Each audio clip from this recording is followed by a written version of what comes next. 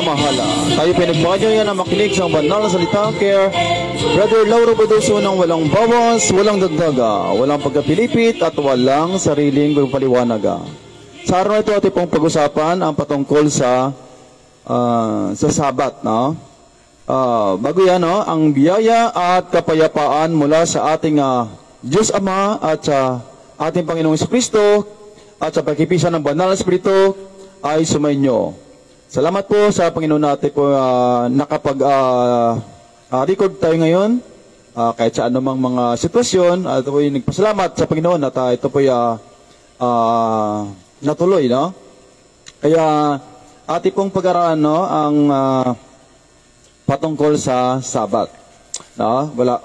Pauna ko na ho sa inyo na wala ho tayong layunin na manakit ng damdamin, no? O manira ng sinuman, kundi ating pong alamin ito, no? Mula sa Old Testament papunta sa kalagitnaan ng Old at New at papunta ng New Testament, no? Kaya harinawa ating pong alamin ito kasi matagal na lahat ng ating mga pinag-usapan dito, mga matagal na ito, mga matagal nang pinagdidibatihan mula ng bata pa ko, no? Kung di pa, at hanggang sa pagdating ng Panginoon, no? Kaya ating pong alamin ito, no? At wala tayong layunin na manirang puri o ano pa man, no? Kundi tayo po yung mag-aral, no? Ating pong mag-aralan sa isa't isa upang ating mamalas na ang Panginoon ay malapit nang dumating, no? Kaya ating pong alamin ito, no? Kung ano ba to ang tinatawag na Sabbath Day. Kasi kung ating alamin to lahat, no? Wala tayong itatago rito, no? Ating itong basahin ayon sa Biblia, no? Mula Old hanggang New Testament, no? Kaya harinawa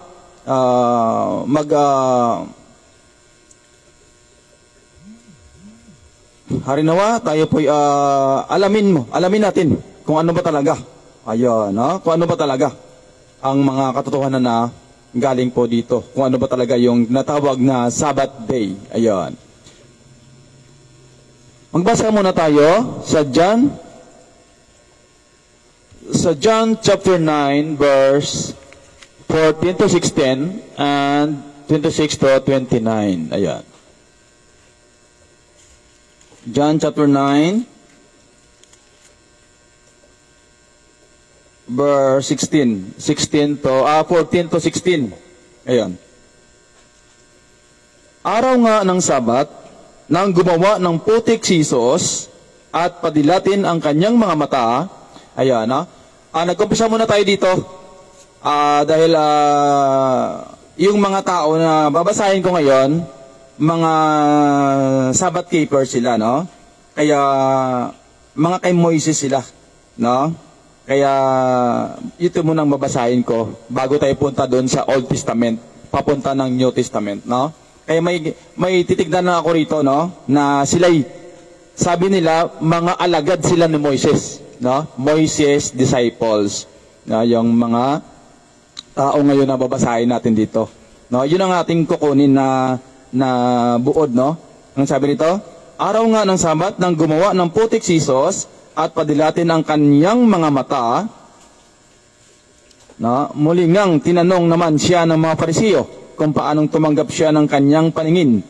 At sinabi niya sa kanila, nilagyan niya ng putik ang ibabaw ng aking mga mata. At naghugas ako, at ako'y nakakita.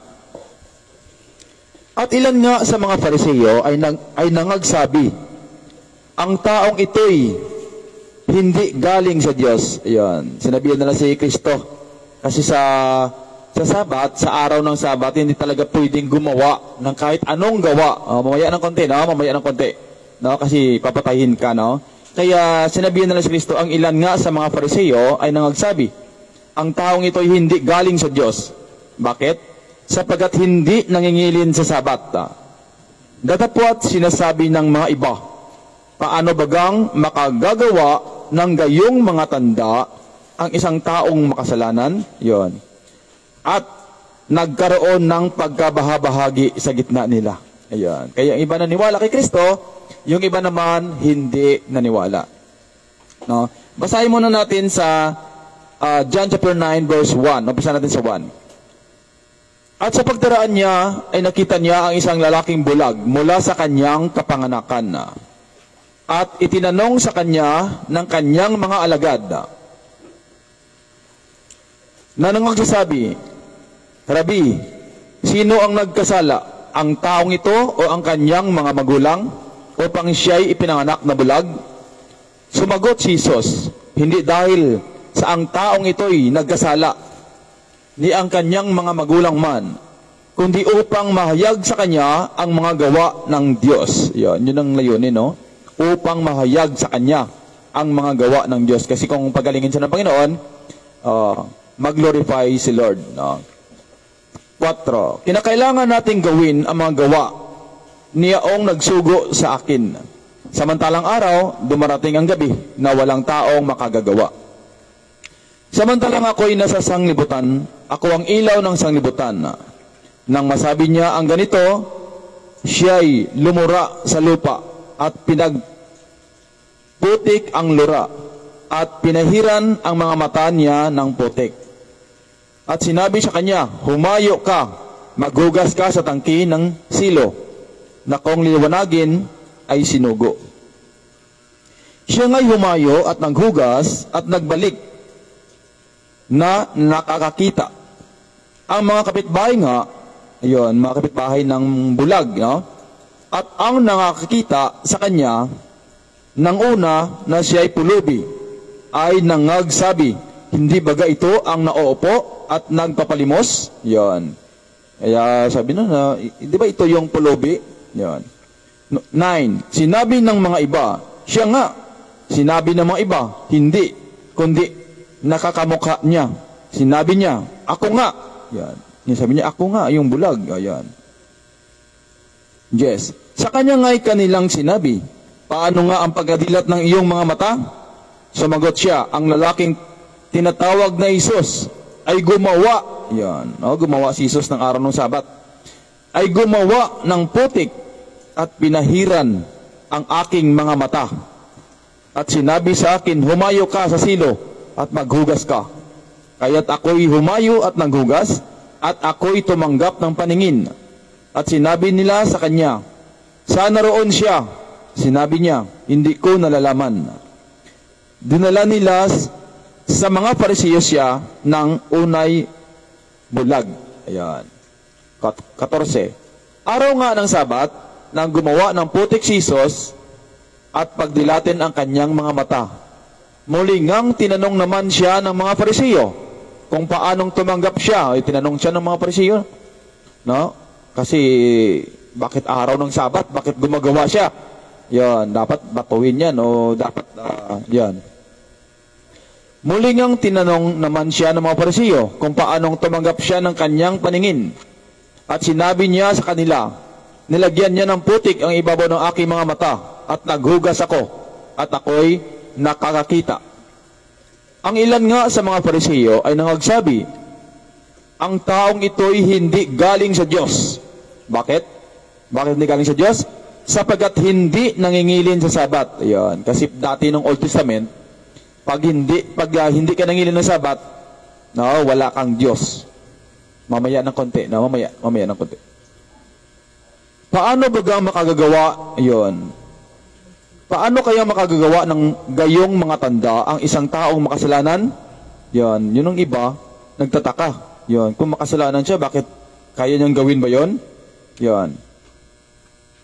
At nagkaroon ng pagkabahabahagi sa gitna nila. Ayan. Sa 26 o 29. Sa 25. Sumagot nga siya, kung siya'y makasalanan, ay hindi ko nalalaman. Yan ang sabi ng bulag, no? Sumagot nga ang bulag. Kung siya'y makasalanan ay hindi ko nalalaman. Isang bagay ang nalalaman ko, na bagamangan ako'y naging bulag, ngayoy nakakakita ako. 26. Sinabi nga nila sa kanya, ano ang ginawa niya sa iyo? Yan, kasi gumagawa, bawal yun. Kasi sa Old Testament, bawal talaga gumawa. Ano ang ginawa niya sa iyo? Paano ang pagkadilat niya sa iyong mga mata? Sinagot nga sila, kasasabi ko lamang sa inyo, at hindi ninyo pinakinggan. Bakit? Tinanong sila ng bulag. Bakit? Ibig ninyong marinig uli? Ibig baga ninyong kayo'y maging mga alagad niya? Yan, tinanong sila ng bulag. Bakit? Gusto ninyong mapakinggan ulit? No? Na bakit gusto niyo rin maging alagad ni Kristo? Yan, 28. At siya'y kanilang inalipusta. Yan, inalipusta nila yung bulag. At sinabi, ikaw ang alagad niya. Datapat kami, mga alagad ni Moises. Yan, mga Old Testament. No? Kasi nangingilin ng Sabat. Si Jesus, hindi na nangingilin ng Sabat. Yan. Kaya, ang mga Pariseo, mga alagad ni Moises. Yan. No? Kaya, ano pa?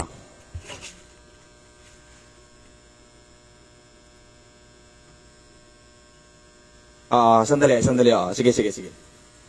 Ito, patuloy lang tayo, no? Sandali lang, no? Mamaya ng konti, hindi pa tayo, no? Nagbigay pa lang tayo ng mga background, no? Sandali lang. Sa Gawa, chapter 13, verse 39. Gawa 13:39. Iyon ang tinignan lang natin, kababasa ko lang, yung mga alagad sila ni Moises. Yung mga alagad kami ni Moises, hindi kami alagad ni Kristo. Kasi si Kristo, hindi nangilan ng Sabat yan. Yan. Pero mamaya ng konti, titignan natin lahat yan, no? So, wait lang kayo, no? Sa Gawa 13:39.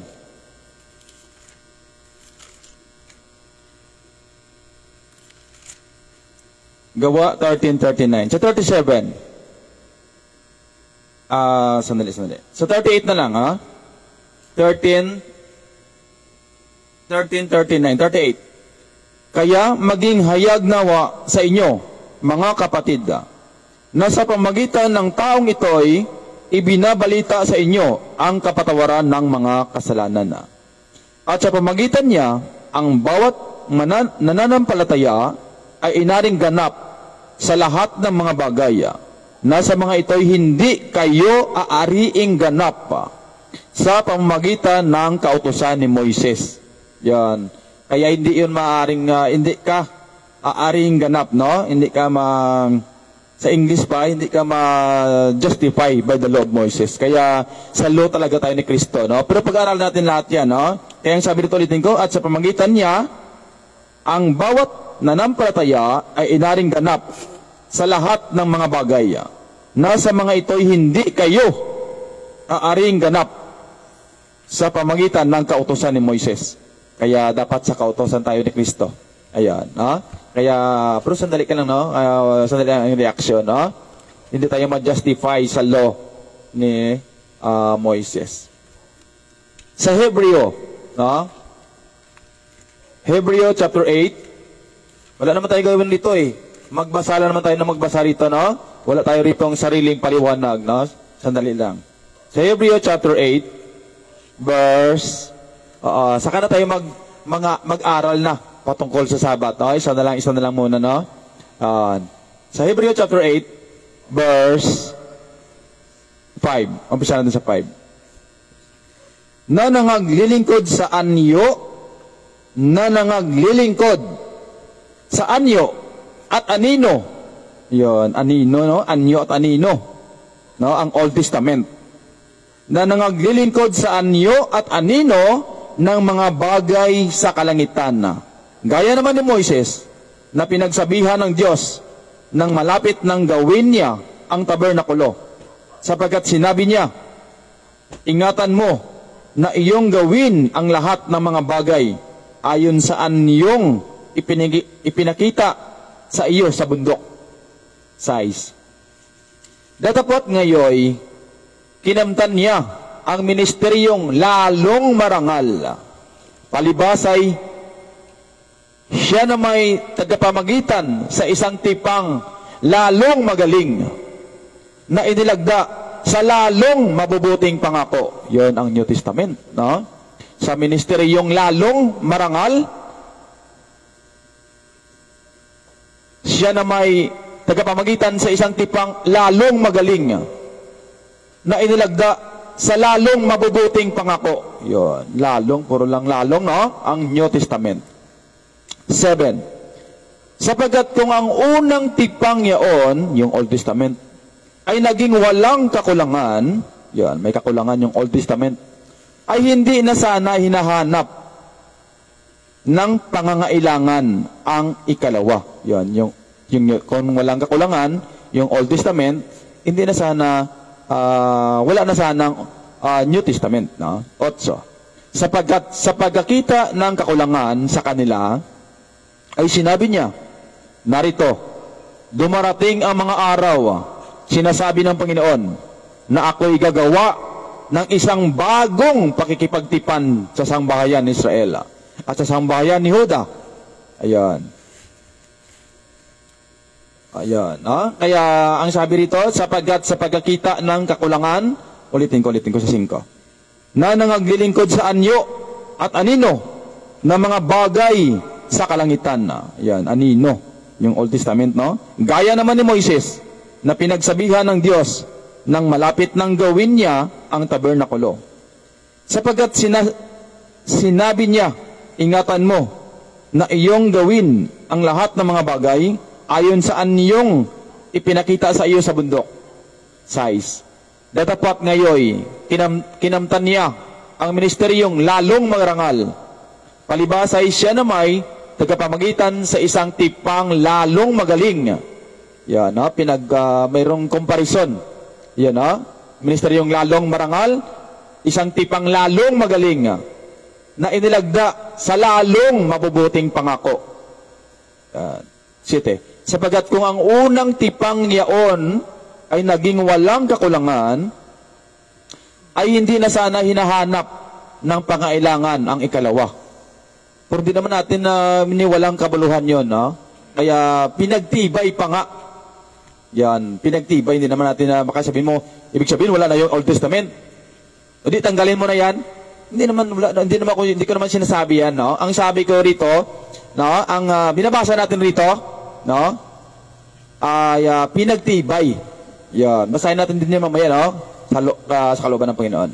Sapagkat sa pagkakita ng kakulangan sa kanila, ay sinabi niya, narito, dumarating ang mga araw, sinasabi ng Panginoon, na ako'y gagawa ng isang bagong pakikipagtipan sa sangbayan ni Israel at sa sangbayan ni Juda. Yan. Sa 13, doon sa sinasabi niya, isang bagong tipan ay niluma niya ang una. Yan. Niluma niya ang Old Testament. Datapat, ang nagiging luma, yon, at tumatanda ay malapit ng lumipas. Yan. Malapit ng lumipas yung Old Testament. Ayan. Kaya hindi tayo ma-justify sa law ni Moises. Yan, kababasa natin. Pero anino, no? Anino din yon ng New Testament. Kaya pinagtibay pa nga. Ayan. Kaya nandito na tayo, no? Pag-aralan natin yung Old Testament sa Sabbath Day. Kung ano ba talaga yung Sabbath Day ng Old Testament, no? Kaya nung Old Testament, ang Sabbath Day, huwag magpasan. Yan. Huwag gumawa. Makita ka lang, no? Kahit mamulot ka, bumili ka, kahit anong gawin mo. Magtrabaho ka man. Yan. Papatayin. Puro na lang papatayin. Mamaya ng konti, no? Kaya pag nakita ka, nagtrabaho ka, papatayin. Yan. Yun ang Old Testament, no? Sa Sabbath Day. Pero sabi ko nga, no, sinasabi ko palagi, wala tayong layunin dito na manira o manakit ng damdamin, kundi atin ho itong binabasa. No? Wala tayong may ginagawa rito. Binabasa natin lahat ito. No?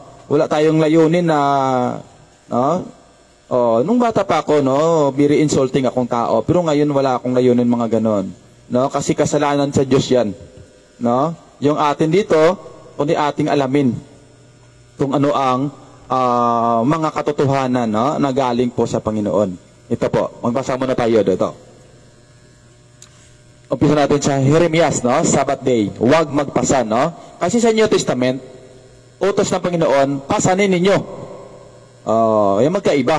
Old Testament, huwag magpasan. Sa New Testament, pasanin ninyo. Yun ang utos ng Panginoong Hesus. No? Kaya, dito muna tayo sa Old Testament. Tapos, yung sunod, yung mula kalagitnaan ng Old at New. Yun, mayroon din dyan, kung bakit hindi naman tayo pwedeng lumundag kaagad. Yan. Kaya, Jeremias. Yan, sa Jeremias. Jeremias chapter 17, verse 21. 21 to 24, no? Sundan nyo naman ako, no? Harinawa, no? Ati pong alamin ito. Ayun pong layunin natin upang tayo makaalam ng mga katotohanan na galing po sa Panginoon. Kasi ang salita ng Panginoon ay siyang hatol sa atin sa huling araw, no? Sa John 12, umpisahan mo sa 48 to 50, o kaya 47. Yun ang ihahatol sa atin. Itong mga aral na ito, no? Itong ihahatol sa atin ng Panginoon sa huling araw. Hindi lang yung mga gawa natin, no? Ang ating mga, no? Ang mga aral din ng Panginoon siyang hahatol sa atin sa huling araw. Kung gusto niyo, basahin mo natin yun, no? Kaya tayo mag-aral dito, no? Wala tayong ditong layunin na kung ano, no? Kundi ati pong alamin, no? Basahin natin muna yun. Umpisa natin sa 44. At si Jesus ay sumigaw at nagsabi, ang sumasampalataya sa akin ay hindi sa akin sumasampalataya, kundi doon sa nagsugo sa akin. Lunod tayo sa, sige sa 45. At ang nakakita sa akin ay nakakita doon sa nagsugo sa akin. Ako'y napalito sa isang ilaw sa sanglibutan, upang ang sinumang sumampalataya sa akin ay huwag manatili sa kadiliman.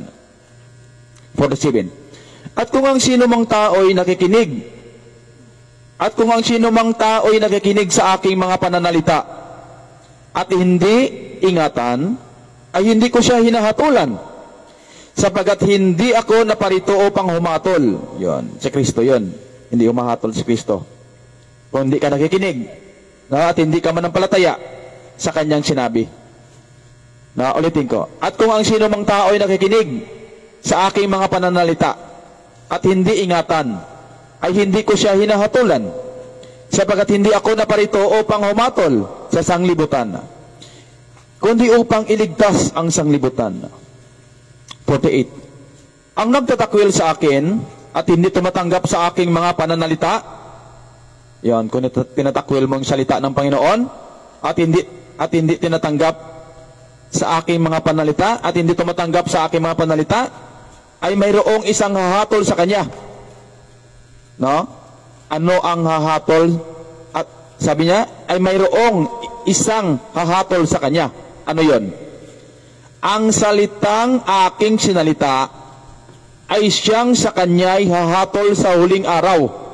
Yan, no? Ang mga salita ng Panginoon ay siyang hahatol sa huling araw. Yan, kaya kung di ka nakikinig at hindi mo iniingatan, no, ang ating mga pinag-aralan, yun ang ihahatol sa iyo sa huling araw. Yun ang ihahatol sa atin. Kasama na ako dyan. No? Halimbawa, mali yung tinuturo ko sa inyo. Yun ang ihatol din sa akin sa huling araw. Bakit ako nagturo ng mali? Ang sabi ulitin sa 47. At kung ang sinumang tao ay nakikinig sa aking mga pananalita at hindi ingatan, ay hindi ko siya hinahatulan, sapagkat hindi ako naparito upang humatol sa sanglibutan, kundi upang iligtas ang sanglibutan. Ang nagtatakwil sa akin at hindi tumatanggap sa aking mga pananalita, ay mayroong isang hahatol sa kanya. Ang salitang aking sinalita ay siyang sa kanya'y hahatol sa huling araw. Yon ang mga salita ng Panginoon. Bakit ka naniniwala ng ganito? Bakit ka naniniwala ng ganyan? Ayun, sinalita ko ba yan? 49. Sapagkat ako'y hindi nagsasalita na mula sa aking sarili, kundi ang Ama na sa akin ay nagsugo, ay siyang nagbigay sa akin ng utos kung ano ang dapat kong sabihin at kung ano ang dapat kong salitain. Yan. Kaya ang salita ni Kristo, yan ang salita ni Kristo ay, sabi niya, sapagkat ako'y hindi nagsasalita na mula sa aking sarili, kundi ang Ama na sa akin ay nagsugo, ay siyang nagbigay sa akin ng utos kung ano ang dapat kong sabihin at kung ano ang dapat kong salitain. At nalalaman ko na ang kanyang utos ay buhay na walang hanggan. Ang mga bagay nga na sinasalita ko ay ayon sa sinabi sa akin ng Ama, gayon ko sinasalita. Yan. Kaya kung ano man ang sinasalita ni Kristo, yun ang sinabi sa kanya ng Ama. Yan. Yan, no? Kaya yun ang ihatol sa atin sa huling araw. Kasama na ako dun, no? Halimbawa, mali-mali yung turo. Yung turo ko. Ayun, tinuturo ko na hindi sinabi ni Kristo. Yan, yun ang ihatol sa akin sa huling araw. Yan. Sa John 5:31, no? Basahin na lang natin to. Bago tayo balik doon. Ayan. John 5:31. Umpisa na si 30. Hindi ako makakagawa ng anuman sa aking sarili. Humahatol ako ayon sa aking naririnig. At ang paghatol ko'y matuwid, sapagkat hindi ko pinaghahanap ang aking sariling kalooban, kundi ang kalooban niyaong nagsugo sa akin na. Kung ako'y nagpapatotoo sa aking sarili, ang patotoo ko ay hindi katotohanan. Yan, si Kristo yan. Iba ang nagpatotoo sa akin. At talastas ko na ang patotoong sinasaksi niya sa akin ay totoo. Yan. Kaya, ang nagpatotoo tungkol kay Kristo, ang mga alagad, no? Halimbawa, ang pagka-Diyos niya, no? Ang Ama. Yan. No. Sa 37, sabi niya, iba ang nagpatotoo tungkol sa akin. Iba ang nagpatotoo sa akin. At talastas ko na ang patotoong sinasaksi niya sa akin ay totoo. Sa 37. At ang Ama, yun, ang Ama din ang patotoo tungkol sa Kanya, no? Sa pagka-Diyos niya. Hebreo 1:8. Na nagsugo sa akin ay siyang nagpatotoo tungkol sa akin.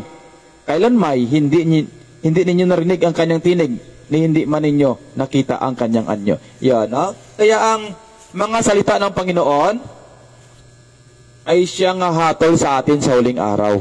Kaya ating ingatan, no? Ating alamin, ating pakinggan, at ating bulay-bulayin, no?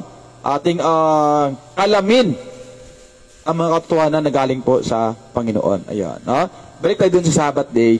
Sa Jeremias, no? Balik tayo doon. Sa Jeremias, chapter 17, verse 21. 21 to 24. Doon sa 27. Ang title niya, sabi rito sa taas, ang Sabat ay dapat na pakabanalin. Ayan. 21. Ganito ang sabi ng Panginoon, mangag-ingat kayo sa inyong sarili at huwag kayong mangagdala ng pasan. Yan, no? Bawal magpasan sa Old Testament. Pero ulitin ko, sa New Testament, utos ni Kristo, pasanin ninyo. Opo, mamaya, kasi nandito pa tayo sa Old Testament. Ayan.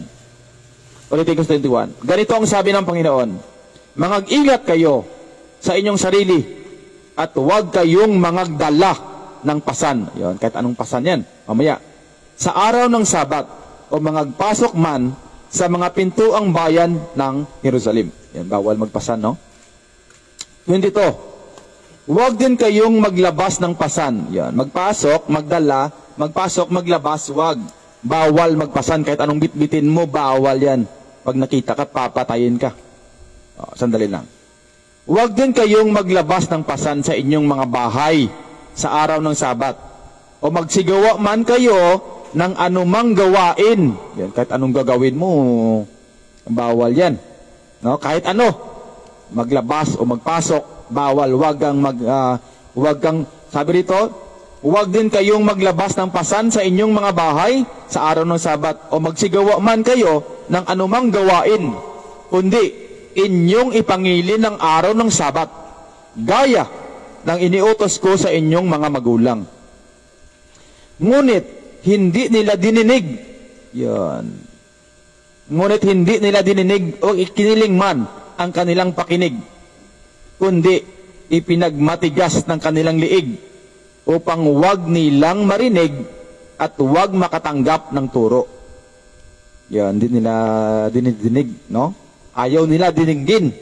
Yan, no? Kaya, mamaya ng konti, tuloy-tuloy lang natin, no? Ulitin ko, ngunit hindi nila dininig o ikiniling man ang kanilang pakinig, kundi pinapagmatigas ng kanilang liig upang huwag nilang marinig at huwag makatanggap ng turo. At mangyayari kung kayo'y mga kinig na mag-ingat sa akin, sabi ng Panginoon, na huwag magpasok ng pasan sa mga pintuan ng bayang ito sa araw ng Sabat, kundi ipangilin ang araw ng Sabat upang huwag gawan ng anumang gawain. Yun, kahit anong gawin, wala, hindi pwede yun. No? Bawal magpasan, pasok man o labas man ng bahay, kahit ano, hindi pwede, no? Hindi pwede, wala ka dapat may gagawin sa araw ng Sabat. 27. Ngunit kung hindi ninyo didinggin ako upang ipangilin ng araw ng Sabat at huwag mangagdala ng pasan at pumasok sa mga pintuang bayan ng Jerusalem sa araw ng Sabat, kung magkagayoy, magsususolsol ako ng apoy. Yon, kung hindi ka nakikinig sa Panginoon, no? Na magdala ka, no? Magtrabaho ka, na kung anong gawin mo. Yon, ang sabi ng Panginoon. Ulitin ko. Ngunit kung hindi ninyo didinggin ako upang ipangilin ng araw ng Sabat, yun, kung di ka nakikinig, no? At hindi mo pinangilin ang araw ng Sabat, at huwag mangagdala ng pasan at pumasok sa mga pintuang bayan ng Jerusalem sa araw ng Sabat, kung magkagayoy, magsususulsol ako ng apoy sa mga pintuang bayan niyaon at pupugnawin niyaon ang mga palasyo sa Jerusalem at hindi mapapatay. Yan, kaya dati grabe talaga, no? Papatayin ka pag hindi ka nangingilin sa araw ng Sabat. Ayan. Pero wala pa yan, no? Wala pa yan.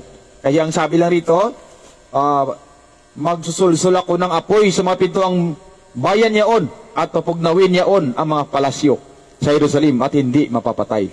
Yan. Kaya sa Exodus chapter 31, kaya ganun ka-stricto nung unang panahon, no, sa Old Testament.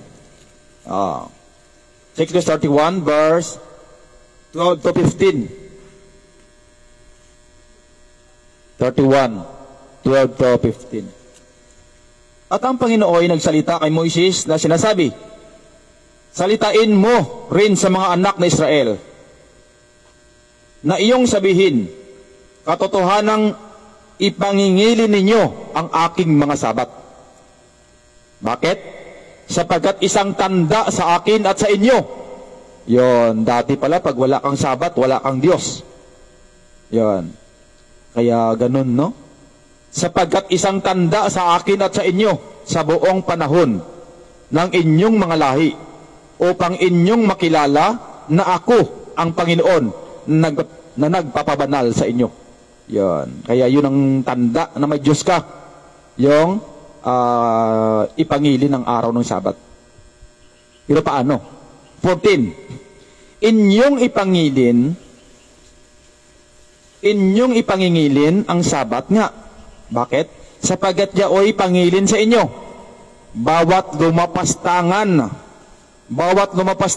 ay walang pagsalang papatayin.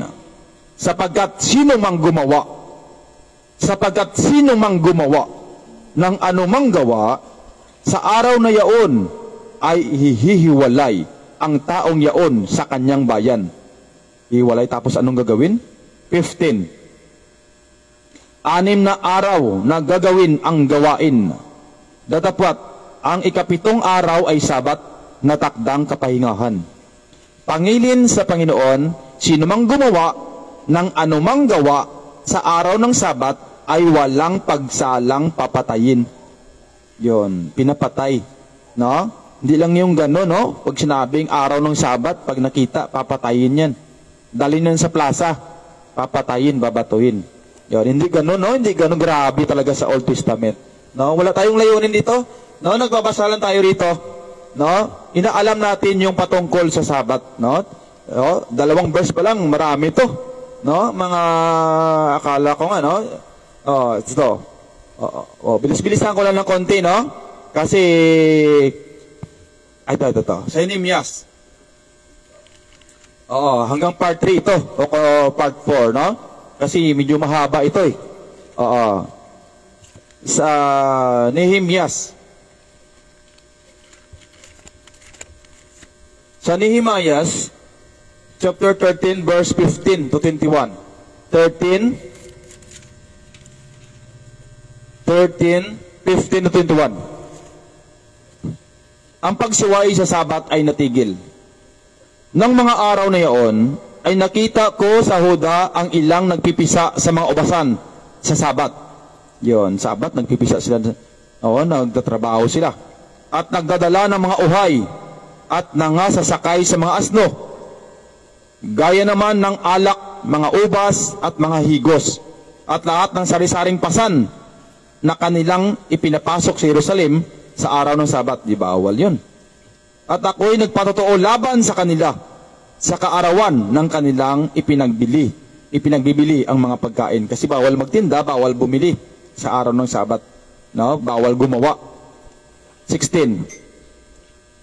Doon nagsisitahan naman ang mga tagatero na nangagpapasok ng isda ng sari-saring kalakal at nangagbibili sa Sabat sa mga anak ni Huda at sa Jerusalem. Yan, bawal bumili, bawal magtinda.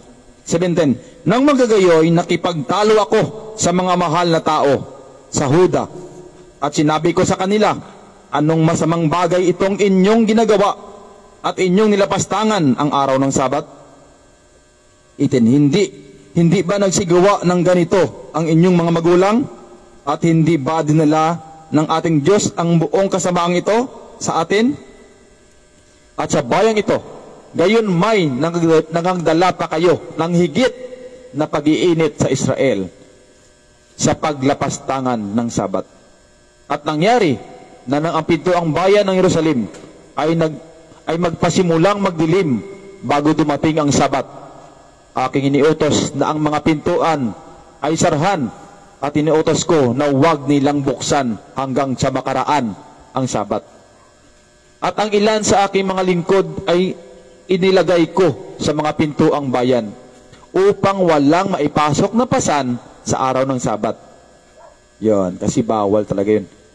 Sa gayoy, ang mga ngalakal at manininda ng sari-saring kalakal ay nangatigil sa labas ng Jerusalem na minsan o makalawa. Nang manggagayoy, nagpatuto ako laban sa kanila at nagsabi sa kanila, bakit nagstigil kayo sa may kuta? Kung kayo'y magsigawa uli ng ganyan, ayun, bakit nagsitigil kayo sa may kuta? Yan, tinanong sila, no? Kung kayo'y magsigawa uli ng ganyan, aking pagbubuhatan ng kamay kayo mula ng panahong yaon ay hindi na sila naparoon pa ng Sabat. Yan. Kasi kung babalik sila doon, ang sabi ng Panginoon, bakit nagsitigil kayo sa may kuta? Kung kayo'y magsigawa uli ng ganyan, aking pagbubuhatan ng kamay kayo. Yan. Kaya mula ng panahong yaon ay hindi na sila naparoon pa ng Sabat. Yan. Kaya, kasi bawal magtinda, bawal bumili, bawal magtrabaho. Yan, Exodus 20, itong 10 utos.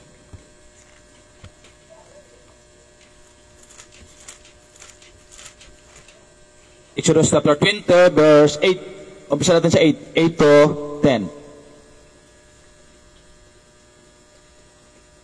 Alalahanin mo ang araw ng Sabat upang ipangilin. Yan, utos sa 10 utos yan. 6 na araw na gagawa ka at iyong gagawin ang lahat ng iyong gawain. 10. Ngunit ang ika-7 araw ay Sabat sa Panginoon mong Diyos. Sa araw na iyan ay huwag kang gagawa ng anumang gawa. Ikaw, ni ang iyong anak na lalaki, ni babae, ni ang iyong aliping lalaki, ni babae, ni ang iyong baka, ni ang iyong taga-ibang lupa na nasa loob ng iyong mga pintuang daan. Kaya yun, pagpahinga talaga. Kaya sabi, alalahanin mo ang araw ng Sabat upang ipangilin. 6 na araw na gagawa ka at iyong gagawin ang lahat ng iyong gawain. Ngunit ang ika-7 araw ay Sabat sa Panginoon mong Diyos. Bibilis-bilisan ko lang to ng konti kasi basta utos to na bawal talaga magpasan, bawal magtrabaho, bawal bumili, bawal magtinda. Yan. Mamaya ng konti, no? Papatayin. Yan. Sa Ezekiel 20 verse 13. Pero kung ipangilin mo rin yung araw ng Sabat, no, may na konti, no? Yan. Sa Ezekiel chapter 20 verse 13.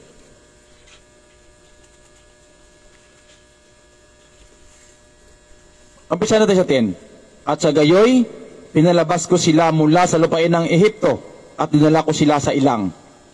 At ibinigay ko sa kanila ang aking mga palatuntunan at itinuro ko sa kanila ang aking mga kahatulan na kung isagawa ng tao ay mabubuhay sa mga yaon. Buko dito'y ibinigay ko rin naman sa kanila ang aking mga sabat upang maging tanda sa akin at sa kanila. Yun palang tanda, no? Na may Diyos ka kung ipinangilin mo yung Sabat. Ulitin ko 12, buko dito ibinigay ko rin naman sa kanila ang aking mga Sabat upang maging tanda sa akin at sa kanila, upang kanilang makilala na ako ang Panginoon na nagpapaging banal sa kanila. Ngunit ang sangbahayan Israel ay nang himagsik laban sa akin sa ilang. Sila hindi nagsilakad ng ayon sa aking mga palatuntunan at kanilang itinakwil ang aking mga kahatulan na kung gawin ng tao ay mabubuhay sa mga yaon. At ang aking mga sabat ay kanilang nilapastangan mainam. Yun, no? Hindi pala nila kayang gawin yung sabat na yun. No? Hindi nila, mamaya na konti, mababasa din naman natin lahat yan. Pero ang sabi dito, ay mabubuhay sa mga yaon at ang aking mga sabat ay kanilang nilapastangan mainam. Nang magkagayoy, sinabi ko na aking ibubuhos ang aking kapusukan sa kanila sa ilang upang lipulin sila. Yan. Kasi hindi nila, pag hindi mo ipinangilin ng araw ng Sabat, yan, lilipulin ka ng Panginoon. Ano pa? Sa Ezekiel 22. Kaya hanggang New Testament yan, alamin natin lahat yan kung ano ba talaga itong tinatawag na Sabat, no? Hindi to biro no? Pag nagkamali ka rito, no? Pag nakita ka lang, papatayin ka. Ezekiel 22, sa verse 8. Sa verse 8. Iyong hinamak ang aking mga banal na bagay, at iyong nilapastangan ang aking mga Sabat. Yan, kaya yun ang sinasabi sa atin, no? Kapag hindi ka nagsamba ng Sabado, yun, sasabihin na nilapastangan mo yung araw ng Sabat. Pero sandali lang, no? Bago natin sabihin ulit yan. No? Tapusin muna natin ito lahat. No? Tapusin muna natin bago tayo mag-comment. Bago tayo mag-comment yan, no? Sa 8, ulitin ko sa 8. Iyong hinamak ang aking mga banal na bagay at iyong nilapastangan ang aking mga Sabat. 15. At aking pangangalatin ka sa gitna ng mga bansa at pananabugin kita sa mga lupain. Kasi hindi mo pinangilin ng araw ng Sabat, no? Kaya ang sabi, at aking pangangalatin ka sa gitna ng mga bansa at pananabugin kita sa mga lupain at aking papawiin ang iyong karumihan sa gitna mo. Yan. 26. Ang mga saserdote niyaon ay nagsigawa ng pagdadahas sa aking kautusan at nilapastangan ng aking banal na bagay. Sila'y hindi nangaglagay ng pagkakaiba sa banal at sa karaniwan o kanilamang pinagmuni-muni ang mga tao sa marumi at sa malinis at ikinubli ang kanilang mga mata sa aking mga Sabat at ako'y nalapastangan sa gitna nila. Yan, dapat talaga ipangilin ang araw ng Sabat. Pag hindi, no? Yan. Kaya ang sabi doon, no? Lilipulin yung mga hindi nangingilin ng Sabat, no? Kaya dapat alamin ang mga balaan, no? Yung mga marumi at malinis. Yan ang sabi, no? Ang mga saserdote niyaon ay nagsigawa ng pangdadahas sa aking kautusan at nilapastangan ang aking mga banal na bagay. Sila'y hindi nangaglagay ng pagkakaiba ng banal. Yan, dapat, no? Nangaglagay ng pagkakaiba. Ayun na ating ginagawa, no? Tinuturo natin yung mga aral No, halimbawa, no, yung mga aral na sa kung ano man ang mga pinagdebatihan, no? Kaya atin yan tinuturo. Hindi natin tinatago na one-sided tayo rito. Nilabas natin lahat yan, no? Halimbawa yung baboy, no? Tinuturo natin yung kung bawal. Dati bawal. Pero nung New Testament, no? Tinitignan din natin dalawang bagay yan, no? Kaya sabi rito, yung sinabi dito, nilapastangan ng aking mga banal na bagay, sila'y hindi nangaglagay ng pagkakaiba sa banal at sa karaniwan. Yan. Dapat pag nagturo ka rin, ituro mo rin yung tama at ang mali. No? Paano mo nalaman na mali? Dahil alam mo yung tama. No? Paano mo nalaman na tama? Dahil alam mo yung mali. Yan. At ang tao na rin yung magtingin dyan kung saan ba talaga ang tama dyan sa kanilang dalawa. Yan. Kaya sabi rito, ulitin ko, no? At ninapastangan ng aking mga banal na bagay, sila'y hindi nangaglagay ng pagkakaiba sa banal at sa karaniwan, o kanilang mang ipinagmuni-muni ang mga tao sa marumi at sa malinis. Dapat ipaalam mo yung malinis at sa marumi. Yan. At ikinubli ang kanilang mga mata sa aking mga sabat, at ako'y nalapastangan sa gitna nila. Yan. Kaya sa Isaiah 56, no? Kaya pag ginawa mo yung araw ng sabat, no? Bulahan ka talaga, no? Blessed ka. Yan, no? Sa Old Testament yan, no? Sa 56. Yan.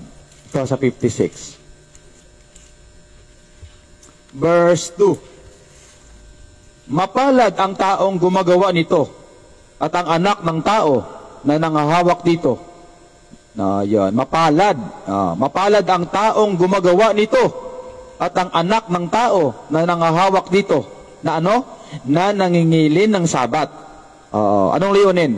Upang wag lapastanganin at nag-iingat ng kanyang kamay sa paggawa ng anumang kasamaan. Yun, kasi pag gumawa ka sa araw ng sabat, kasamaan yun sa Panginoon. Yun, no? Papatayin ka, babatuin ka. Kaya bawal bumili, bawal lahat, no? Hindi ka talaga pwedeng gumawa sa araw ng sabat. Kaya sabi dito, ulitin ko, mapalad ang taong gumagawa nito at ang anak ng tao na nangahawak dito na nangingilin ng sabat. Yan. Anong layunin? Upang wag lapastanganin at nag-iingat ng kanyang kamay sa paggawa ng anumang kasamaan. Yan. Kasi pag gumagawa ka, kasamaan yun sa harapan ng Panginoon. Kasi yun ang tanda Yan. Na may Diyos ka. Yan. Nung unang panahon. Yan. Sa Isaiah 58. Yan. Kaya blessing ka sa Panginoon pag ginawa mo yun. Yan. No? Kaya ito. Isang verse na lang, no? Sa 13, no? Isaiah 58, 13 and 14.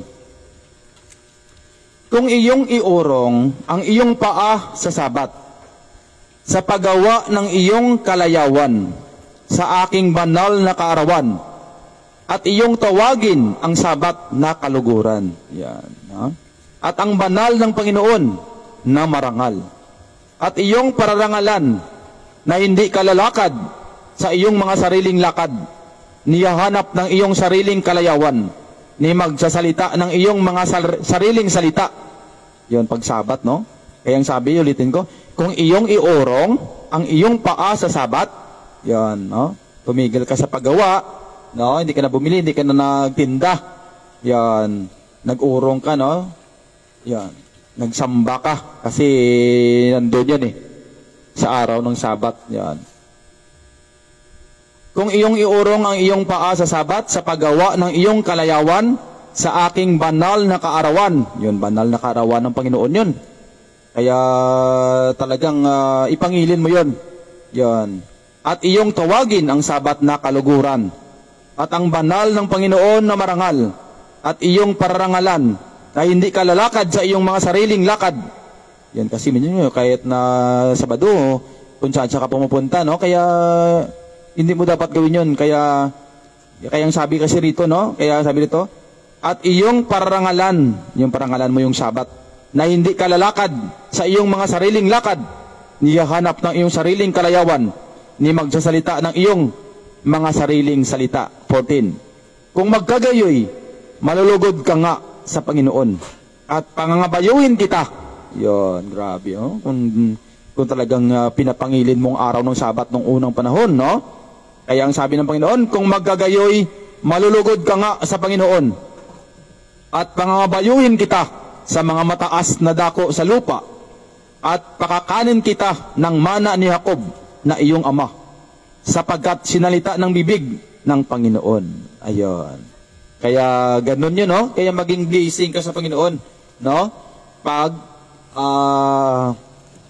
ipinangilin mo yung araw ng Sabat. Pero pag hindi mo ipinangilin, pupugnawin ka ng apoy, no? Papatayin ka. Ayun, doon sa Exodus. At saka sa Jeremiah 17, 21 to 24, no? Pupugnawin ka ng apoy. Kag sa Exodus 31, papatayin ka. Kaya nga, no? Sa Old Testament pa lang ito, ha? Sa Old Testament pa lang ito. Ayun, no? Kaya sa sunod, no, pag-aralan din naman natin ang patungkol sa time element, no, between old and new. No, hindi naman pinilundag kaagad sa New Testament, no? Kaya ulitin ko, kaya nga, no, ating pinag-aralan, no, ang Old Testament tungkol sa Sabat, no, hindi ka pwede talaga gumawa, no? Kaya papatayin ka talaga. No? Kung ipangilin mo yung araw naman ng Sabat, yon, maging blessing ka sa Panginoon, no? Maging bulahan ka, mapalad ka. Doon sa Isaiah 56 verse 2, kag sa Isaiah 58 verse 13 and 14. Pero kung hindi mo gagawin, yon, pag nakita ka, yon, papatayin ka. No? Pag namulot ka naman ng kahoy, halimbawa, yon, no? Papatayin ka talaga.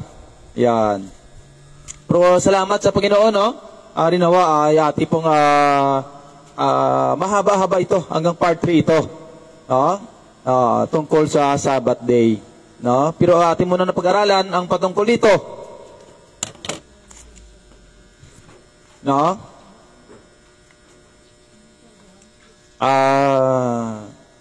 Sa Old Testament huwag magpasan, no? Kaya sa New Testament utos ni Kristo ay pasanin ninyo. Pero salamat sa Panginoon. At harinawa, no? At tayo po'y nakapag-aral, no? Patungkol sa Sabat, no? Salamat sa Panginoon.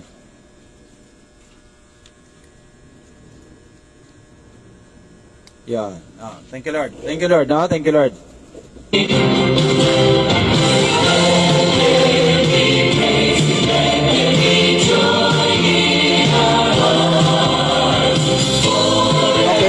Pag mayroon pala kayong mga comment dyan, no? Pag may comment, ilagay nyo lang dyan, no? At saka kung may tanong kayo dyan, sabihan ni Lord, ilagay nyo rin dyan sa comment section at atin pong sagutin yan. Kasi utos ng Panginoon ang magtanong at utos din ng Panginoon na sagutin din natin yan sa kalooban ng Panginoon at utos din ng Panginoon na ayon sa Biblia. No? Bigyan natin ng mga verse lahat yung mga tanong. Harinawa, no? Salamat sa Panginoon. At i-share nyo pala, no? I-share nyo ang salita ng Panginoon.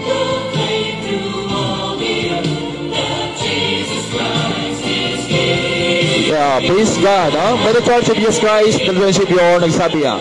God bless everyone. God bless Philippines. Always smile, always remember, Jesus loves us.